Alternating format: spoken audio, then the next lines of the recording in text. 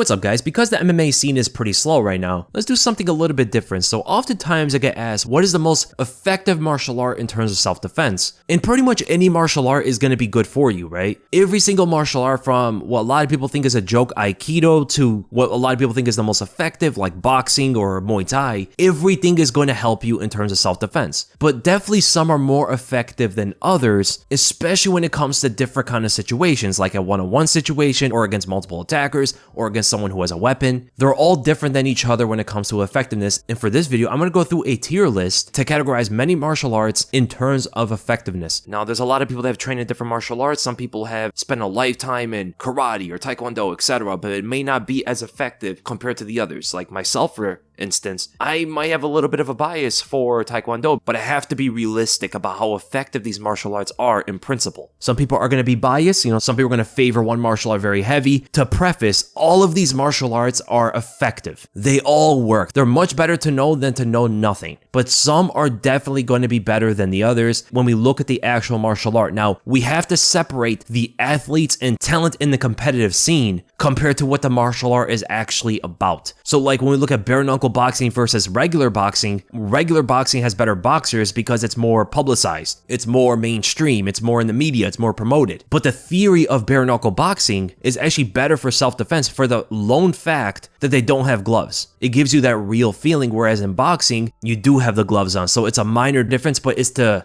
highlight that we're looking at what the martial art is rather than the talent that practices it. So there are going to be some people going to be like, yo, karate's effective, why you put it so low or something. If something's in D or C, it's still effective to learn when it comes to self-defense. It's just not as effective as some of the other martial arts. So I'm going to be as fair as possible and look at these in a realistic situation. Number one, we go to Aikido. Aikido is a very old martial art that has a lot to do with redirecting somebody's weight with various different kind of joint attacks. More people look at it as more of a grappling martial art than a striking martial art. It does have some strikes here and there, and it's very effective when someone's running at you or creating some kind of momentum that you can manipulate. It doesn't use that much footwork, doesn't use that many effective strikes compared to the others, and it does teach you how to finish an opponent, but not as much as some of these other martial arts. A lot of it is just kind of do away with your opponent, and because of that, it's not going to be as effective in a one-on-one situation compared to other martial arts here, but it actually is more effective against multiple attackers from your ability to maneuver one opponent and then immediately focus on the next. And also, it's a very good martial art when it comes to weapons, which in fact they do practice against. One of the few martial arts on this list that practice against weapons. So because of that, I'm not going to put it in D tier, which most people would. I would actually put it in C tier.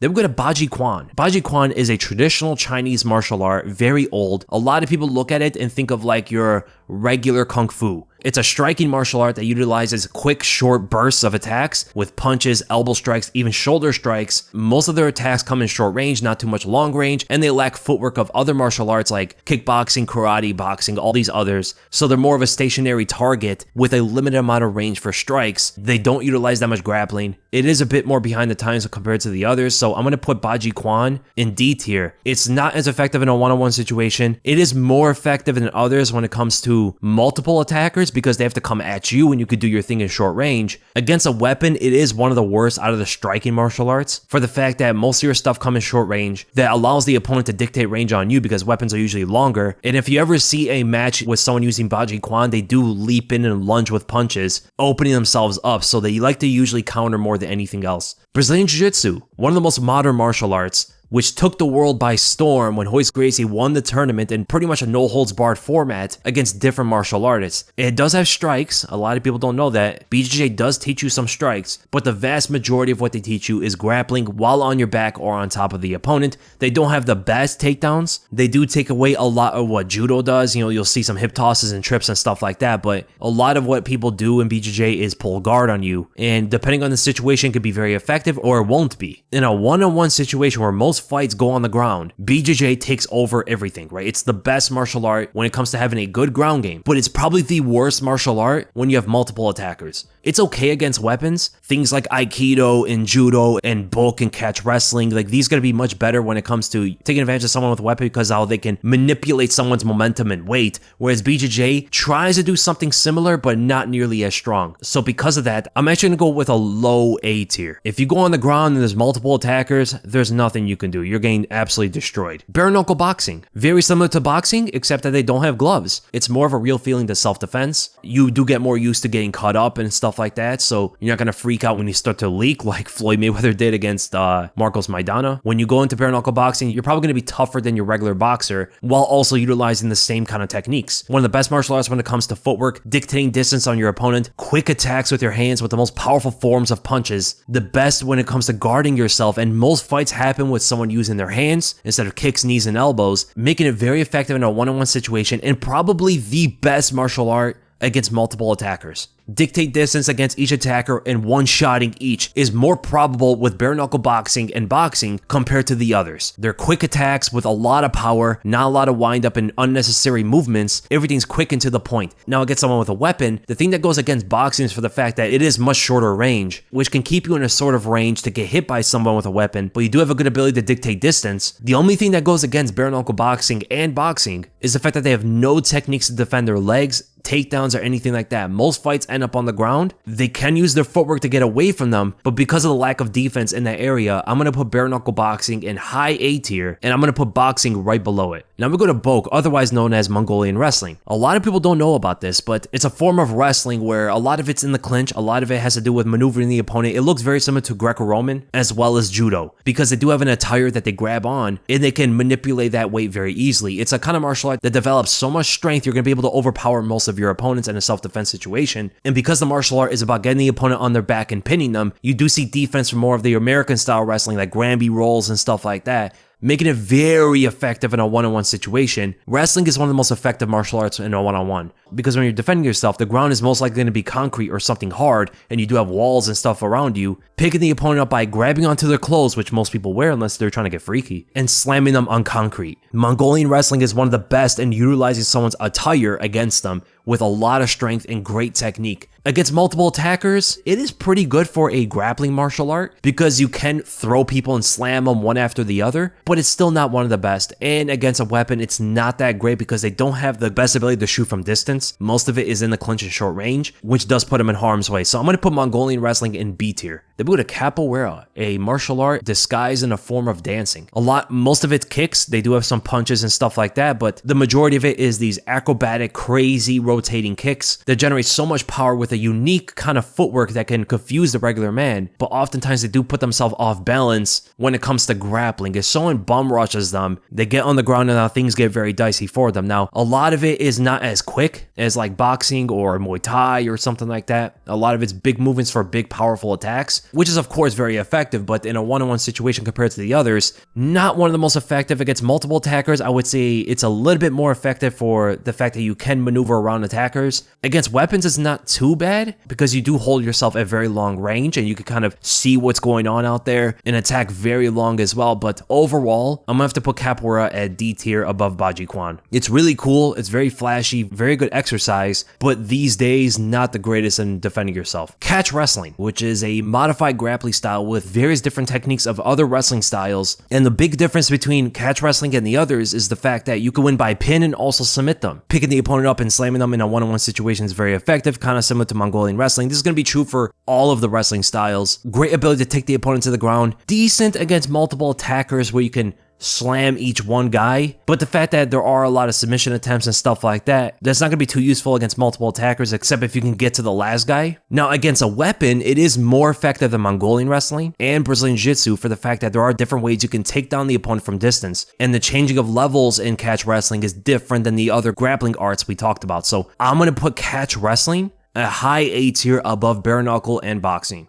It is the most dangerous martial art in a one-on-one situation, and it does better than boxing against weapons, just not as good against multiple attackers. We go to Dambe, a striking martial art that came from Nigeria. They have a kind of rule set you don't see anywhere else. They cover their power hand with what I think is rope. It makes your hand like a club, something you're not going to be able to do when you're defending yourself. I mean, no one's going to let you just wrap your hand and now they attack you. And they use their lead hand fencing with the opponent. So it's a lot of forward and back movements, probing with the lead hand to club them with the power hand. And oftentimes they'll grab each other's hand and stuff like that. I mean, there's a lot of power there, but it's not as effective as the other martial arts in a one-on-one. It's not too bad against multiple attackers because they do generate a lot of power in that power hand of theirs, so they could potentially one-shot each guy. But what is funny is, against a weapon, it's actually not that bad. The whole fencing motion that they have could get the opponent with the weapon to miss pretty easily, and then they counter very well. So a lot of the instincts of theirs comes from countering with their power hand, trying to find that opening. So I'm actually going to put Danbei at C tier below Aikido. Then we go to Dimmak, or the Touch of Death. This is instant S tier. I mean, it's a death touch. Simple. One-on-one, death touch. Multiple attackers, death touch all of them. Against someone with a weapon, you break the weapon and then death touch them. Dimmak wins. Let's put that all the way in bottom. Greco-Roman wrestling. This is more of a upper body style of wrestling. They develop so much strength in their upper body. Most of the wrestling is going to be in the clinch, which is more of a limited style than catch wrestling, but it is very similar to Mongolian wrestling. But the reason why Mongolian wrestling is probably more effective is for the fact that they use attire. Greco-Roman doesn't. They don't utilize as much judo as Mongolian wrestlers do. So because of that, I'm going to put Greco-Roman also in B tier, but under Mongolian wrestling. Now we go to Hapkido. A lot of people don't know too much about it. It's a Korean martial art that utilizes everything. Almost all variations of strikes, all variations of grappling with similarities of judo, and they also use weapons. They actually practice with weapons. They're not stationary guys either. They do move around. They have some concept of footwork. Hapkido is a jack of all trades in a form of a traditional martial art. Punches in the forms of karate and boxing. A lot of kicks that derive from Taekwondo. So you'll see side kicks, long range attacks and stuff like that. And they also use very similar kind of footwork to Taekwondo as well. This is like the jack of all trades for self-defense. It has everything you need. It's decent for one-on-one, decent for multiple attackers. Now, the only thing that goes against Hapkido is that you can also learn a lot of like Tai Chi stuff. So when we're talking about the most effective martial art, it's generally the martial arts that's not going to teach you stuff like that. One school of Hapkido will look like Tai Chi. Then there could be a Hapkido school across the street that looks like kickboxing and judo. So if it didn't have the Tai Chi and the crazy Taekwondo stuff, I would put it in A tier. But because of all the wonkiness in it, I'm going to put it in B tier, right above Greco-Roman wrestling. Then we go to Japanese Jiu-Jitsu, a very old martial art that's mostly grappling, but they do have different variations of strikes. It's going to use different kind of takedowns and submissions and stuff like that. That's going to be very similar to what you see from judo and BJJ. But they do also teach eye gouging, biting, hair pulling, all that stuff. So in competition, Japanese Jiu-Jitsu doesn't allow this stuff, but they can teach you if you're not in competition. So with Jiu-Jitsu, it's very similar to BJJ, not as effective when it comes to submissions, not as modern when it comes to establishing different kind of positions on the opponent on the ground and stuff like that. So ultimately, I'm going to put Japanese Jiu-Jitsu at high B tier. Jeet Kune Do. This is not really like a martial art. It's more of like a philosophy. If we're going to derive it off of what Bruce Lee came up with, because he did have a book of various different kind of techniques and he did teach in Jeet Kune Do how to blend different martial arts. It's like an older version of MMA. And they do teach you how to eye gouge and all that stuff, groin strikes. You're just going to have to find a good teacher. The Jeet Kune Do mentality is one of the best, if not the best, when it comes to self-defense. But some of it doesn't teach you the best stuff. You will learn some stuff that's not going to be effective, depending on where you actually learn this. Because of that aspect of it, I'm gonna have to put Jeet Kune Do at the top of B tier. Judo, very old martial art that is still very effective in self-defense, great against one attacker and very good against multiple attackers, one of the best grappling arts against multiple people, and not too bad against a weapon compared to the others. If you can get past that one strike of theirs, you can disarm them and throw them over and dominate them. So Judo is actually extremely effective in self-defense, not as much in actual competition,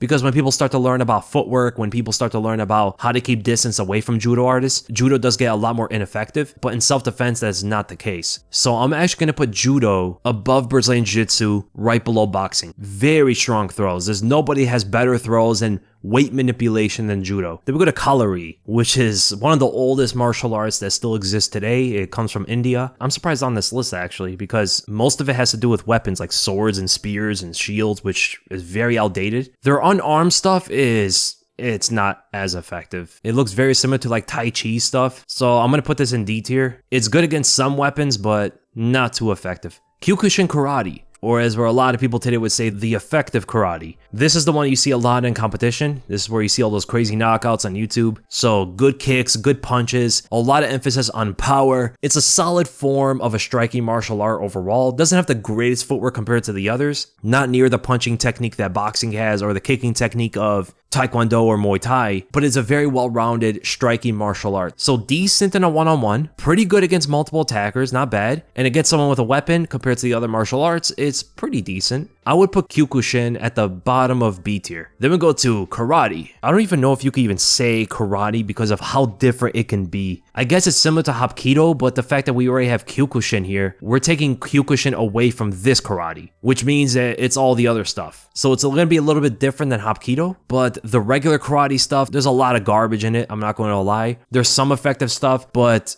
I'm ultimately going to have to put karate in the bottom of C tier, just because it varies so much. I don't even know exactly which one they're talking about. Then we go to KC, which is a Spanish self-defense martial art. It's very similar to Krav Maga. They have some very effective techniques, especially against weapons, and if someone like grabs a hold of you and stuff like that, but they do have some silly techniques that they do with their forearm strikes and elbows and stuff like that. It's very weird. Against a single attacker, not the greatest. Against multiple attackers, same thing, not the greatest. Against weapons, it's very, very good actually. They don't have good striking, they don't have good grappling, but they're really good with the weapons. So I'm going to put KC at the top of D tier. Kickboxing. So this is also very broad. If we're going to go off what we think it is, good fundamentals of punches, good fundamentals of kicks. Some of it's going to have knees, some of it's not, some of it has clinch strikes, some of it doesn't. So we're going to include all of that together. Good footwork involved, extremely effective in a one-on-one situation, pretty good against multiple attackers, and against someone with a weapon, it's better than boxing because some of it does include a clinch and they also have kicks as well. So I'm going to put kickboxing right above bare knuckle and below catch wrestling. Then we go to Krav Maga. Okay, Krav Maga has changed a lot over the years. So it used to be very silly. Then they started to incorporate like Muay Thai techniques, judo techniques, and they are probably the best when it comes to learning to defend yourself against a weapon. And these modern weapons, unlike Calorie that uses spears and shields, Krav Maga uses all the modern stuff and they still progress and advance today. So even though some of it still is very murky and strange and not as effective, there are a lot of it today that is getting much more effective than it used to be. So because of that, I'm going to put Krav Maga right below Hapkido. Then we go to Lamb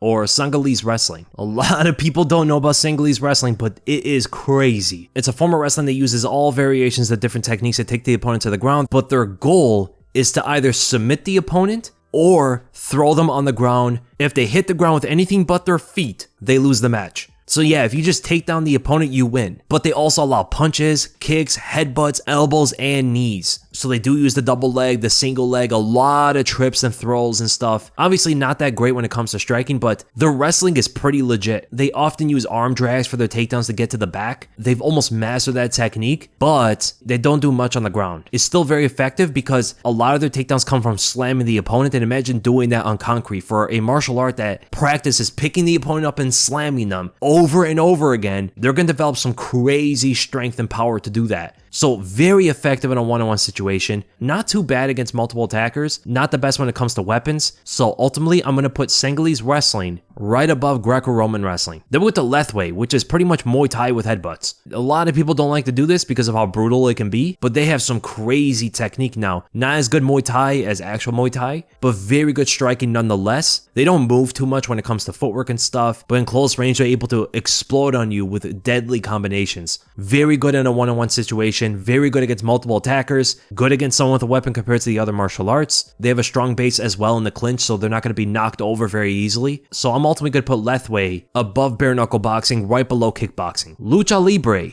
I mean, come on. MMA, it's not a martial art. I mean, I guess it's kind of becoming that. It's becoming its own kind of thing, but it's a mixture of all the only effective martial arts. There are some guys that use some weird stuff like Katsunori Kokuno, but they have a great understanding of boxing, kickboxing, Muay Thai, Brazilian Jiu-Jitsu, wrestling. In fact, some of the best Brazilian Jiu-Jitsu artists and wrestlers in the world go into MMA. S tier is made for MMA. Then we go to Muay Thai. Very similar to Lethwei, but better variations of strikes other than the headbutts. Very strong clinch base. I'm going to put this at the top of A tier. It's a mastery of striking, understanding how to defend the legs and defend against takedowns somewhat more than kickboxers and boxers do. And they do also have pretty good footwork depending on who you're learning it from. Pancration. I think this is the oldest martial art on the whole list. This is very ancient, and it's pretty much the oldest form of mixed martial arts. They use all grappling, all striking that they had back then, and there was no illegal techniques or anything. In fact, some people used to be unalived while even in training. That's how brutal it was. They used to do it without clothes, and it's just so old. But if we look at today's pancration, it's pretty much MMA.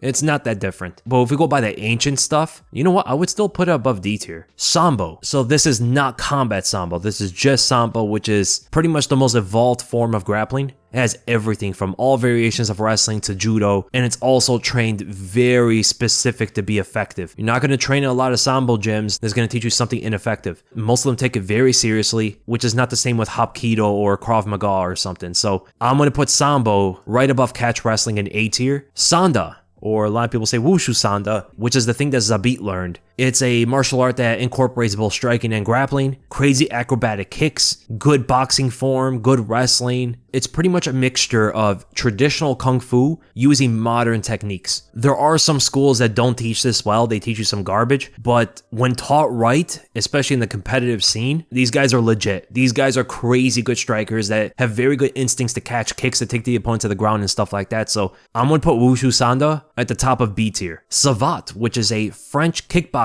martial art. It often looks like boxing with Taekwondo. So they have good punching form with good traditional kicking form, great footwork, very good distance management, and you know that oblique kick or the stomp to the knee that John Jones brought into MMA? It actually comes from Savate. Yeah, they developed those kind of techniques, kicking the knee and stuff like that. So in Taekwondo, it's a little bit different where you can't kick someone's legs. In Savate, you're allowed to do it. So it's a lot more complete version of Taekwondo. And I'm going to put that right above Jeet Kune Do, below Sanda. Shaolin Kung Fu, I'm going to put it at the top of D tier. Pencak Silat. It's one of those other self-defense stuff, kind of like Kisi. They do use weapons, which is the best part of that self-defense program, but their striking and grappling stuff is just not as good as the others. They do teach you a lot about knives and stuff like that, so I'm going to actually put it right below Casey, because Casey at least uses better striking fundamentals, as crazy as that is. Sumo, you do develop a lot of strength, you do get big, because for the most part you kind of have to. They have a good ability to grab you up, throw you, push you, and they have amazing balance and stuff like that, but everything is in a certain kind of range, not really effective strikes compared to the other martial arts. They could teach you how to pick you up and slam you on concrete. So I'll actually put that at the bottom of C tier below karate. Then we go to Sistema. Now this one is a bit controversial because most of what we see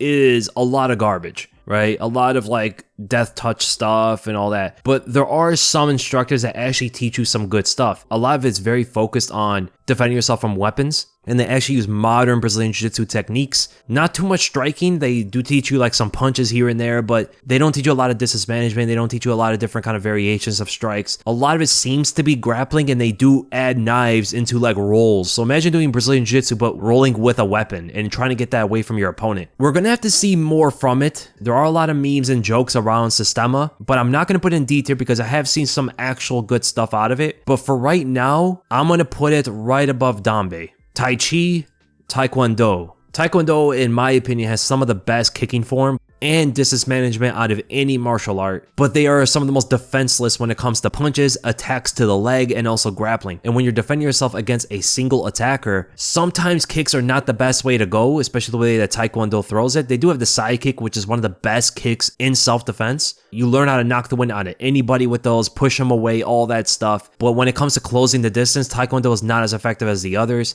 and they don't attack the legs, they only attack the body and the head. Against multiple attackers, things get even trickier for the Taekwondo guy, and against a weapon, you can keep your distance and kick from there and stuff, so it's not that bad compared to other striking martial arts against a weapon. But ultimately, I'll put Taekwondo right above Sistema, below Aikido. And also the thing about Taekwondo is a lot of the schools teach you a lot of garbage. The good instructors teach you some really good stuff, but there's a lot more bad instructors than good instructors. Tang Soo Do, very similar to Taekwondo, not too much different. They have like a similar origin. So for Tang Soo Do, I'm going to put it right below Taekwondo. Then we go to Valley Tudo, which is a no-holds-barred combat sport. Not really a martial art, but a lot of people say that MMA descended from Valley Tudo. And back in the day, the Gracies, when they used to challenge other martial artists, they used to fight a lot of Valley Tudo guys. It's an old form, not as good as mixed martial arts, but the fact that there are no illegal techniques, they're able to do anything with more dated attacks and defenses. It's very effective in a one-on-one, quite effective against multiple attackers, and not too bad against weapons as well. So I'm going to put Valley Tudo right above Jeet Kune Do. Then with the Vo Vi Nam, which is a Vietnamese martial art, not that old compared to others, but they do use a lot of dated traditional techniques. Looks very similar to Taekwondo and karate and stuff. A lot of it looks like a dance. It depends on the instructor. It's very similar to all these other traditional martial arts, but not as clean and not as good of technique. So I'm going to put Vo Vi Nam right above Sumo, below karate. Wing Chun, the most stationary martial art with some of the most limited attacks, not the most defensive martial art either, which it does like to praise itself a lot on defense, but it's so old these days, very dated. Against a single attacker, it would even be dicey. Against multiple attackers, you could do a little bit more stuff, I guess. Against a weapon is a little bit more effective compared, but I'm going to put this in D tier. And then finally, Drunken Fist. I'm going to put this right below Baji Kwan. There's really no explanation for that one. And this is ultimately the tier list. Of course, there's going to be agreements and disagreements. I'm surprised there was no freestyle or folk style wrestling in this, but the fact that there's catch wrestling, I guess it's going to cover a little bit more of that area. If we had freestyle wrestling, I'm very surprised it doesn't. That would probably be at the top of A tier. Off of what we have here, this is the tier list of the most effective martial arts in terms of self-defense.